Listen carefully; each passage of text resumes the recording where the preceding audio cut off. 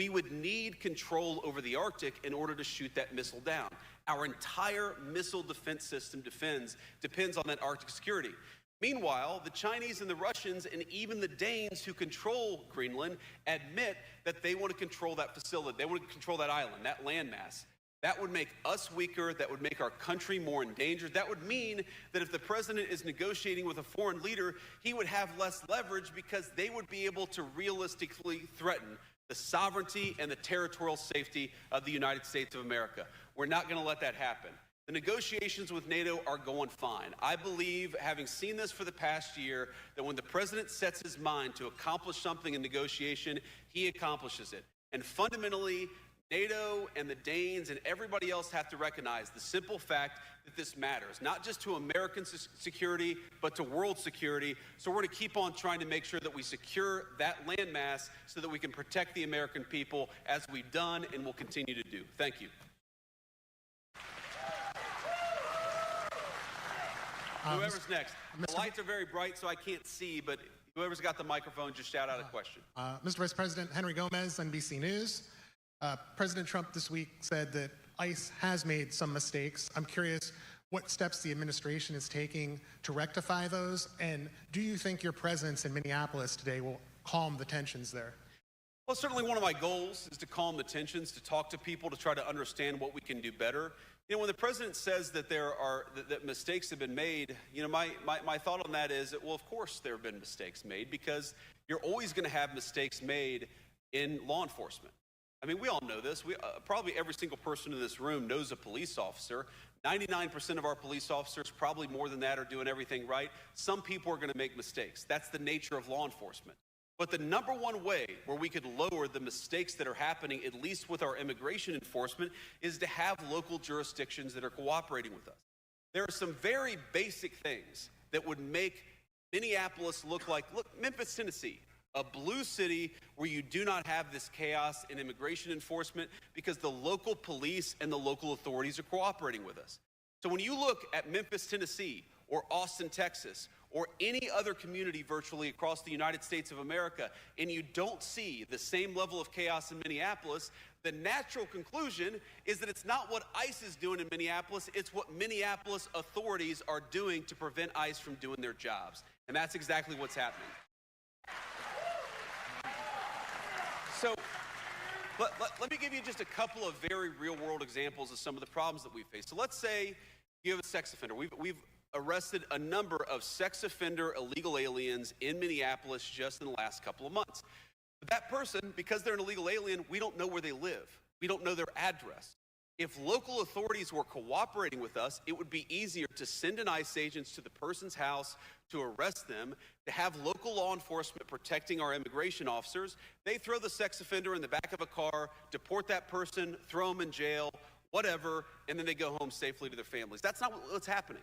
What's happening instead is that the Minneapolis authorities are refusing to tell us where that sex offender lives. Why are they protecting sex offenders? That's anybody's guess, but it's crazy. Meanwhile, the local police are being told by the mayor, don't help them. So if there are protests, and there are people trying to not just protest, but interfere with what ICE is doing, we don't have the support of local law enforcement to keep the peace. When I talk about lowering the temperature, those are the two things that we want those local authorities to do. Help us find sex offenders and get them out of their community. And again, this is bonkers. Think about this. If you've got a neighbor who's a sex offender and somebody wants to go and take that person away, I'm going to raise my hand and say, yes, please, get that person away from my children. What is wrong with Minneapolis authorities? They so hate the idea of enforcing immigration laws that they're telling their people not to get sex offenders out of their community. It's crazy, and it's why we see so much chaos in Minneapolis, but not elsewhere. All right, that was Vice President J.D. Vance over in Toledo. Right now, we do have this hearing underway. You can see Jim Jordan there as Jack Smith testifies. Want to bring that to you right now on Live Now from Fox.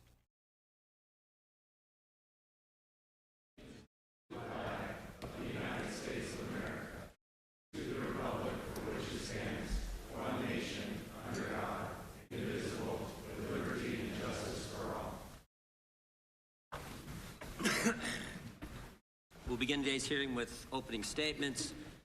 Chair is now recognized for an opening statement. It was always about politics.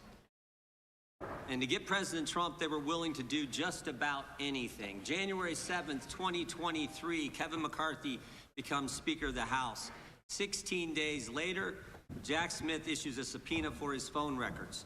Phone records from 2 years prior for a 2-month time frame, Election Day 2020 to January 7th, 2021. Jack Smith, the Biden Justice Department get the phone records of the top Republican in government, the guy second in line to the president. They know who he called, who called him, when the call took place, and how long it lasted. You can pattern an individual's life.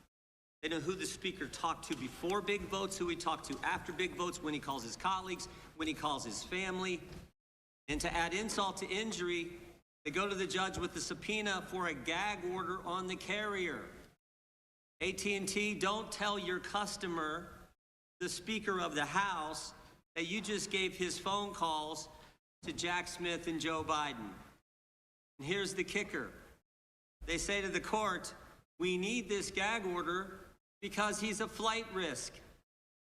Someone might tamper with witnesses or with evidence. Are you kidding me? The Speaker of the House is going to run? They got my phone records for 2.5 years. Even the Democrats said this was wrong. But of course, we shouldn't be surprised. Democrats have been going after President Trump for 10 years, for a decade. And the country should never, ever forget what they did. For the next few hours, we're going to hear a lot of yelling and screaming, I assume, from the other side. But we should never forget what took place, what they did to the guy we the people elected president twice. All started in 2016 when they spied on his campaign. Clinton campaign hired the law firm Perkins Coie, who hired the public relations firm Fusion GPS, who hired a foreigner, Christopher Steele, to put together the fake dossier. Bunch of garbage in that document, but that was used by Jim Comey's FBI. We all know Jim Comey. He was the guy who just last year was strolling along the beach when the good Lord had the waves wash up on shore, seashells in the formation of 8647.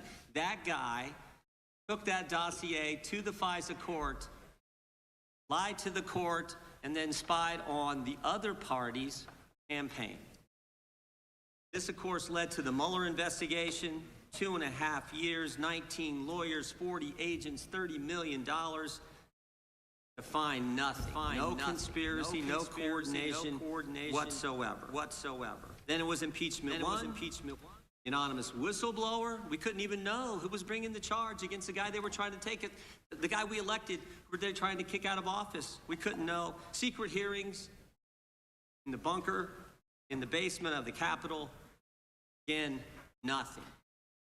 Then it was impeachment two. No secret hearings here because they didn't have any hearings.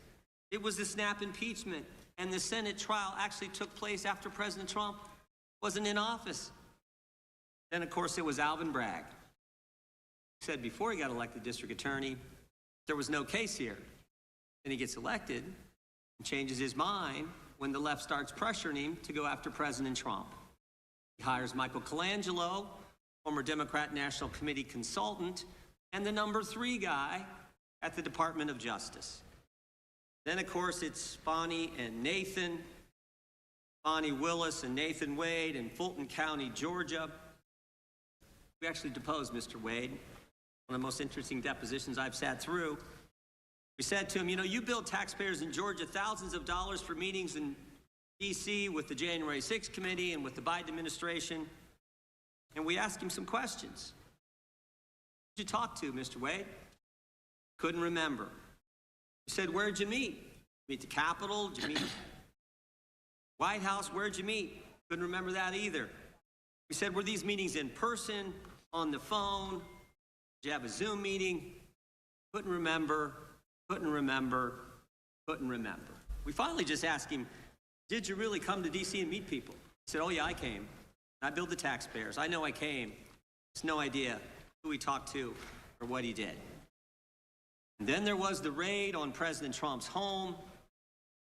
You know, where they searched Barron's room and the First Lady's closet.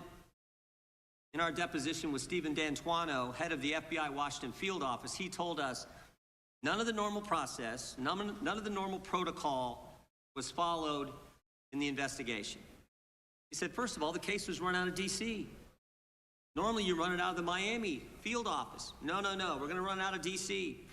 He said he recommended, and the people in the FBI at the time in the Washington field office recommended they give the president notice before they do the search, or at least when they got there, before they start the search, call the president's lawyers, ask them to come there and meet them and conduct the search together. Again, the answer from Maine Justice was no. Which brings us back to Mr. Smith. On November 18th, 2022, 3 days after President Trump announces he's running for president, Attorney General Garland names Jack Smith special counsel. One of the first things Mr. Smith does is put on his team the very people responsible for the raid on President Trump's home. The very people. And then Jack Smith also puts on his team the people responsible for getting the phone records of dozens of members of Congress. People like Thomas Wyndham, who, when we deposed him, took the fifth 71 times. We've actually referred him to the Justice Department for obstructing our investigation. Jack Smith then gets a gag order in his investigation on President Trump from Judge Chutkan without filing a single affidavit with the court from a witness or a potential witness that they felt threatened by statements from the president. Stop and think about it. Jack Smith restricts the speech of the former president while he's a candidate for president. Thank goodness Mr. Smith was slapped down on appeal and the order was changed. In fact, just 2 weeks ago, the Washington Post editorial page, Jack Smith would have blown a hole in the First Amendment. I just want to read 2 sentences from this. Mr. Smith seemed unconcerned about interfering in the democratic process by seeking to muzzle a candidate for high office. 3 appellate judges, all nominated by Democrat presidents, ruled that Mr. Smith's proposed gag order infringed on President Trump's First Amendment rights. And of course they did. And this wasn't the only time Mr. Smith lost in court. The classified documents case in Miami, Judge Cannon held that Mr. Smith was not permitted to be special counsel. Jack Smith was never properly appointed. In fact, he couldn't be properly appointed because he was never confirmed by the Senate for any position in the executive branch as the law requires. Here's what Judge Cannon stated. Quote, the special counsel's position effectively usurps that important legislative authority, transferring it to a head of department and in the process threatening the structural liberty inherent in the separation of powers. And of course, on July 1st, 2024, the United States Supreme Court ruled that President Trump had immunity for actions taken in his official capacity as the president. 1 month later, after this decision by the Supreme Court, Jack Smith files a superseding indictment on August 27th, 2024. Mr. Smith doesn't stop there. He does something unprecedented. On October 2nd, he files a motion with the court before President Trump's defense counsel has even responded to the indictment. Everyone knows the normal process is the government indicts, the defense responds with some motions, and then the government responds to the defense. But Mr. Smith skips the second step. And the brief that he files is 165 pages, almost 4 times the court limit. Even liberal Judge Chutkan, who's given Jack Smith everything he's asked for in the course of this investigation, even she called it atypical and irregular. Now, why would Jack Smith do that? Why would he abandon proper procedure? Why would he ignore court rules? Why would he do that? Because he's running out of time. There's an election around the corner. It's coming in 33 days, and he's got to get President Trump. He's got to stop President Trump from tie him up in court. He's got to get to trial, or at a minimum, insert an 165-page political document into the presidential campaign. It was always about politics. Good news is the American people saw through it. They saw through it. For so long, the left has controlled so much in this country. The left controlled big media, the left controlled big tech, the left controlled academia, Hollywood, certainly the Democrat Party, and I think all too much the federal bureaucracy. But the left doesn't control we the people. And in spite of the left, the weaponization efforts of Jim Comey, Alvin Bragg, Bonnie Willis, Jack Smith, we the people saw through it all. We elected President Trump twice. Before turning to the ranking member for his opening statement, I would just ask unanimous consent to enter into the record the Washington Post editorial, Jack Smith would have blown a hole in the First Amendment. With that, I yield to the gentleman from Maryland. Well, thank you kindly, Mr. Chairman. I want to start by recognizing the presence of 4 American heroes here today, 4 of the hundreds of officers who defended us on January 6, 2021, Michael Fanone, Aquilino Gonell, Daniel Hodges, and Harry Dunn. And I thank them for being here today. Mr. Smith, thank you for appearing before the American people. I'm glad that the committee has finally granted you the same chance to report your findings to the American people that every other special counsel investigating an American president has had. The good chairman started by saying it's all about the politics. Well, maybe for them, but for us, it's all about the rule of law and who's going to stand by the rule of law and who's going to oppose it. And Mr. Smith, you're one of America's great prosecutors. For nearly 3 decades, you worked for justice under both Republicans and Democrats. The Manhattan DA office, where you prosecuted sex crimes and domestic violence cases. The Eastern District of New York, where you prosecuted murderers, rapists, gangbangers, and other violent criminals. Leading the public integrity section at the Department of Justice, you brought prosecutions against corrupt public officials across the political spectrum. When you went to The Hague as chief prosecutor in the Kosovo trial, you prosecuted war crimes and crimes against humanity perpetrated against thousands of innocent victims. While others may have devoted their lives to corrupt self-enrichment, you have devoted your life to the rule of law and to public service. You've never been prosecuted for anything. You've never been convicted of anything. As far as I can tell, you've never even been the subject of a disciplinary proceeding over the course of your multi-decade career. But Donald Trump says you're a criminal and you belong in prison. Says you belong in prison, not because you did anything wrong, mind you, but because you did everything right. Pursued the facts, you followed the law, you stuck with extreme caution to every rule of professional responsibility. You had the audacity to do your job. Everybody here knows what you did wrong in Donald Trump's eyes and why he says you belong in prison. You found, and I quote from your sworn testimony before the committee, you found proof beyond a reasonable doubt that President Trump engaged in a criminal scheme to overturn the results of the 2020 election and to prevent the lawful transfer of power. When asked whether you believe the evidence was enough to obtain a criminal conviction,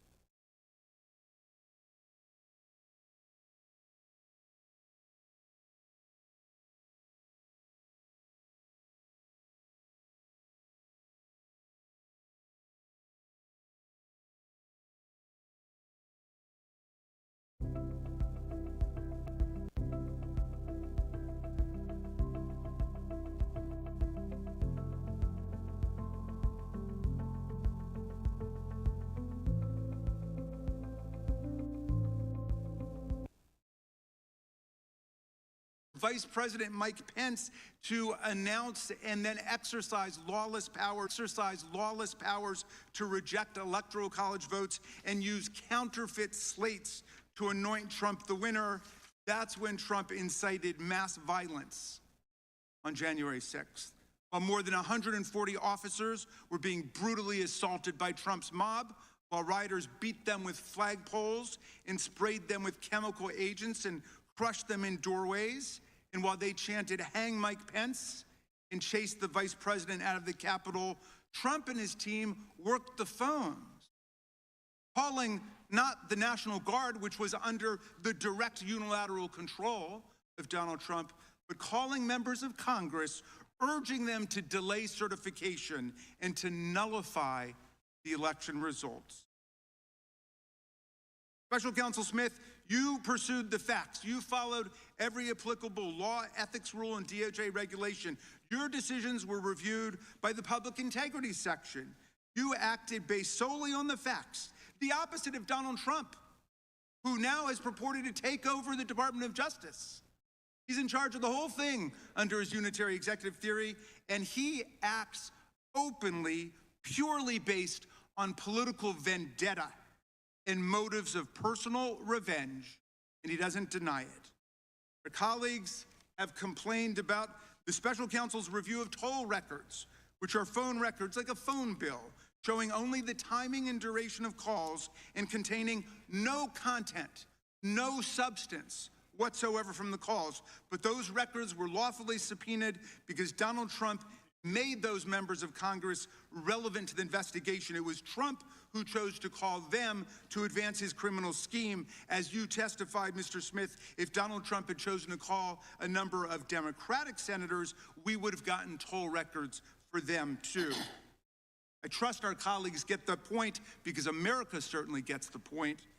There is much Mr. Smith still can't talk about, but we know he badly wants to. His investigation developed what he calls powerful evidence that Trump stole documents containing our country's most sensitive secrets, hoarded them in the ballrooms and the bathrooms of his well-trafficked Mar-a-Lago social club. He showed them off to visitors.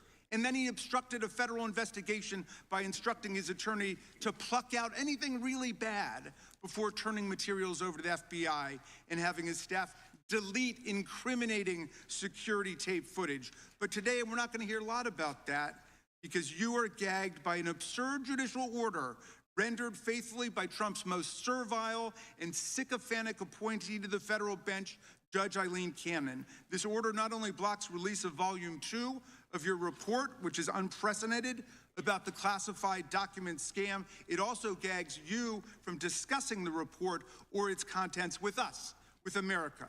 So we don't know what's in it, but it must be pretty devastating because Donald Trump is desperate to keep Mr. Smith or any other DOJ official for all time from ever releasing it to Congress and to the American people. Now, Mr. Smith, if any of our colleagues foolishly choose to attack you and vilify you today, and I know that's not going to happen from some serious prosecutors over there like Mr. Knott and Mr. Schmidt, who understand what federal prosecutors do and what the rule of law means. But if anybody decides to attack you personally, they will only be revealing their own ignorance of what prosecutors do and their own indifference to what the rule of law requires in America. They will only be stroking the wounded ego of a lawless, twice-impeached, convicted felon president who not only unleashed a mob against Congress and his own vice president, but is now pardoned and released into our communities hundreds of extremists, insurrectionists, and cop-beating felons who have proceeded to commit dozens more crimes against the American people since they were pardoned. Mr. Smith, I understand you are a long-distance marathon runner. I read that you're a triathlete who's done more than 100 triathlons and 9 Ironman competitions. You are in the fight for justice and the rule of law for the long distance, for the long haul, and I thank you for that. And we should all try to follow your example. America looks forward to your testimony today. I yield back to you, Mr. Chairman. The gentleman yields back without objection. All of their opening statements will be included in the record. We will now introduce today's witness. Mr. Jack Smith was appointed as special counsel on November 18th, 2022. He served until January 7th, 2025. We welcome our witness today. We'll begin by swearing you in. Would you please rise and raise your right hand? Do you swear or affirm under penalty of perjury that the testimony you're about to give is true and correct to the best of your knowledge, information, and belief, so help you God? I do. The record reflect that the witness has answered in the affirmative. Thank you. You can be seated. Please know that your written testimony will be entered into the record in its entirety. Accordingly, we ask that you summarize your testimony. Mr. Smith, you may begin. Chairman Jordan, Ranking Member Raskin, members of the committee, Thank you for the opportunity to discuss my work as special counsel. I love my country and believe deeply in the core principles upon which it was founded.